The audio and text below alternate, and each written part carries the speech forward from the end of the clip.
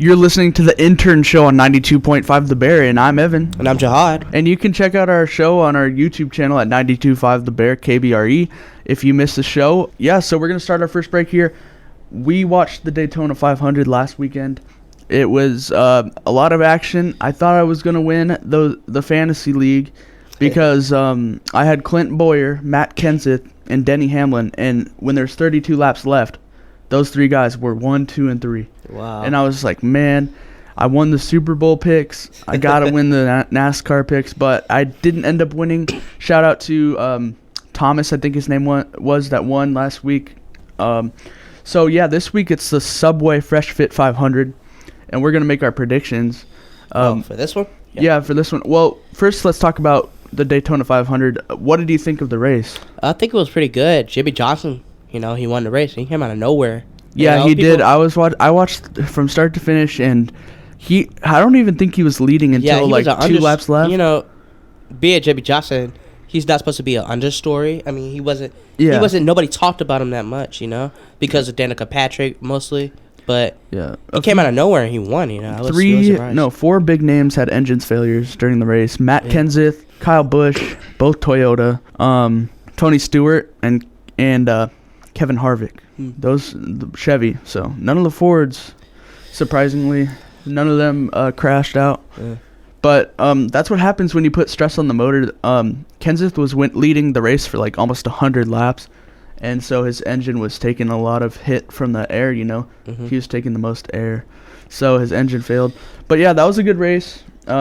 Jimmy Johnson won. I really wanted Hamlin to win there at the end, but it was a good race, and I'm glad I watched it. Yeah. Who do you have winning this next race? Or your top 3? Pick your 1, 2, and 3. Well, my number 3 was Jeff Gordon.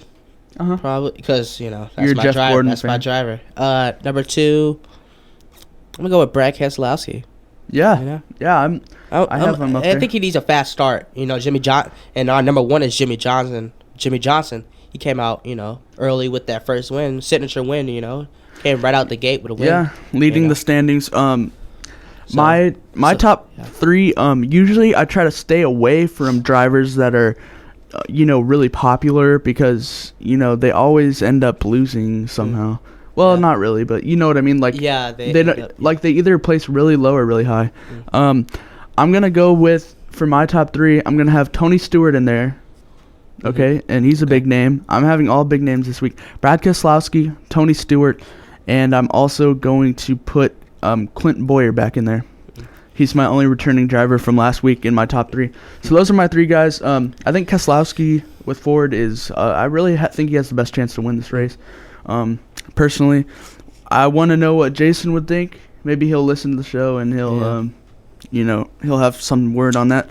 But anyways, that's pretty much all we have for NASCAR right now. We're going to move on to some more breaks later in the hour. And, stay tuned for more. I'm Evan. And I'm Jihad.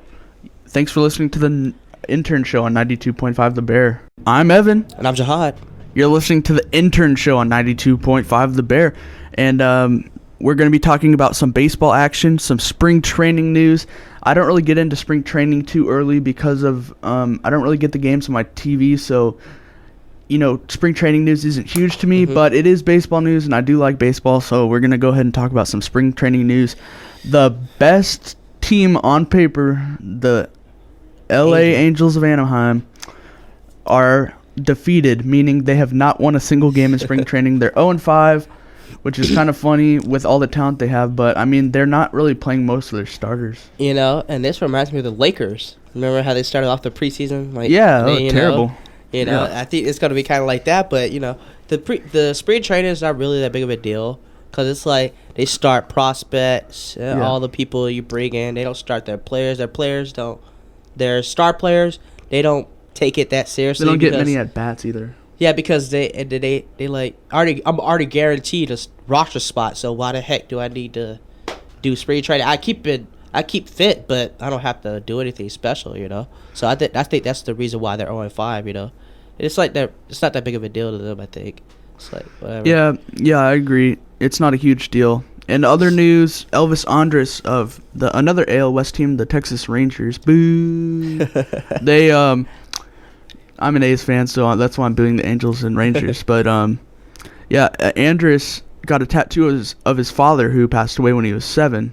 I mean, he got the tattoo now, but his father passed away when he was 7. And he got a tattoo from his elbow to his shoulder.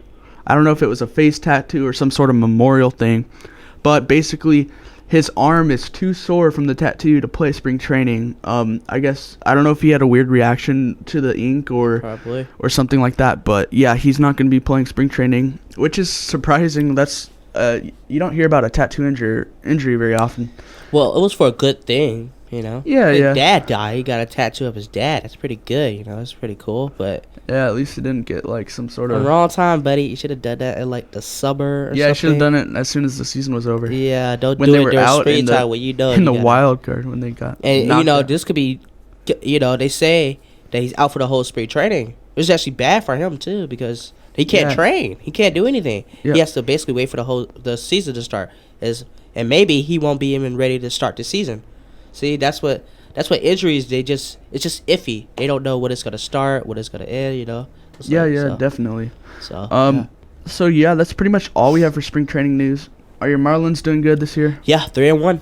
Okay. Yeah, the A's not so good. 2-4.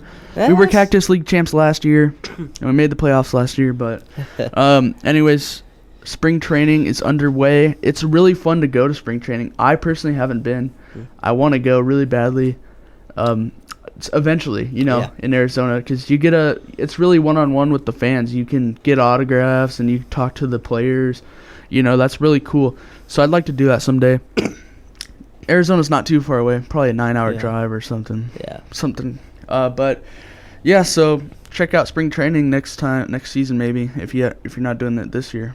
So all right, next up we have some news about the Atlanta Falcons. Some big news coming in today about them, and we'll talk about that in our next break. So I'm Evan, and I'm Jihad. Thanks for listening. You're listening to the 92.5 The Bear, Merced's new rock. I'm Evan. And I'm Jihad.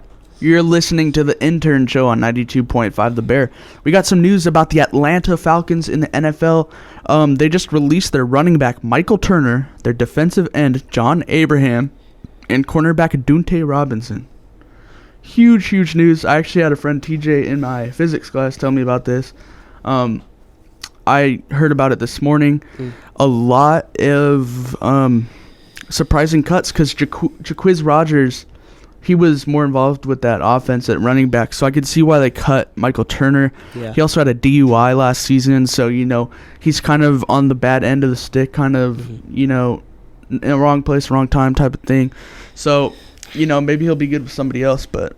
Yeah, but I'm very surprised with them releasing John Abraham. Yeah, he's especially been with that Abraham. Team, I think, his whole career, So, the Falcons are saying that they released them because they needed the cap space. And, that's understandable. But, yeah, John Abraham, to me, sounds like the biggest surprise, yeah. Like, Michael Turner. I think he's at, how many career stats he has? I think he has over 100, I know that. He's a Hall of Famer. Yeah, if he finishes his career, he's going to be a Hall of Famer. But yeah, he's definitely should have been a franchise player. But yeah, they did have a couple other players play really well for them last year, like Sean Weatherspoon. Yeah. And a couple other players played a really good defense for them. So they can pay those guys less money to do the same job. So I think that's what they're trying to do, save up some money. I heard they're trying to clear cap space. This is just a rumor, so don't trust me on this. But they're trying to clear cap space so they can sign Steven Jackson. What do you think about that? Steven Jackson was in a bad offense with the Rams, so they didn't have a really explosive offense. He didn't have a lot of freedom, Yeah, I think it would be a good fit for him. Yeah, because they're Matt Ryan, that's a passing team really. So if they pass a lot, they're gonna eventually run, and he's gonna have a lot of open holes. So that'll work. A pass heavy team. The Patriots proved this last season. If you get a running back that can run, your pass game will be improved if you have a better running game, because then the linemen won't. Because if you are terrible at running and they know you're gonna pass, they're gonna back off and wait for a pass. Yeah. But if they're gonna run, they're gonna rush, right? And which opens up your pass game. So it's really important to have a strong running back and a strong quarterback. That's a pretty good tandem. I think a pretty good tandem. Yeah, I think that could be the difference between them. He's gonna go there probably, most likely. Yeah, it's winning team. And Tony Gonzalez not returning, so I don't know what he might. They trying to make him. He has return, a 5% chance, but he's done. Yeah, he's probably done. So yes, interesting news about the Atlanta Falcons. We'll see where they end up next season. They had a good season, making it to the NFC Championship, which was surprising, I think, even though they were #1 seed. So yeah, a lot of interesting news in the NFL starting up. The combine is started already, and the draft comes up here soon. I'm looking forward to the draft personally. I heard Florida Gators, that guy, Fliff or something. Who? I don't know. So one of the Florida Gators is gonna go to the Raiders. Oh, he's going to the Raiders. Well, the Raiders want him, and they have the 4th pick, so he's probably gonna. Raiders always want those Florida people. I don't know why. I don't know why they want that. It's kind of weird. I don't know. All right. Well, that's all we have for NFL news right now. I'm Evan. I'm Jihad. And you're listening to 92.5 The Bear. You're listening to the Intern show on 92.5 The Bear, and I'm Evan. And I'm Jihad. And right now we have a Warriors-Knicks big game story. Stephen Curry with 54 points, my boy, the Golden State Warriors. And Tyson Chandler, he didn't really get in the media, but he had 28 rebounds in that game, which is crazy. The Knicks ended up winning. He had 28 rebounds? 28 in one game. Yeah, and so... Is that the highest ever? It has to... I know it's not the highest ever. It's not the highest ever, but it's probably the highest this season. Close. Yeah. Definitely the highest this season, I think. So, yeah, Stephen Curry's big game kind of overshadowed Tyson Chandler's big game, but... So, he deserves some credit right there, too. The Knicks ended up winning, unfortunately for me, but, big game by Steph Curry. There's a fight in that game, too, between David Lee and Roy Hibbert. Both got suspended one game. That was the Indiana game. Yeah, Indiana. Yeah, Indiana. You just said. Oh, yeah. I know, but that's why David Lee was out for that game. Oh. So that's what I meant. David Lee was out against the Knicks. So, and Bogut's out. He's hurt his back. Man, this guy's injury plagued. I told you. At the beginning of the year, you said, "Oh, he'll be back. He'll be great." He's I know. I wish Andrew Bogut was healthy, but yeah, if David Lee and Bogut were there, they probably would have won by like 30 points. But Stephen Curry, he lit it up. He had 11 3-pointers, I believe, right? He had 11. He was 11 for 13 from downtown, which is crazy. He should have done that in a 3-point shootout. Personally, I think he's the best pure shooter in the NBA. Yeah, easily. Yeah, even next to Kevin Durant. Even over Ray Allen right now.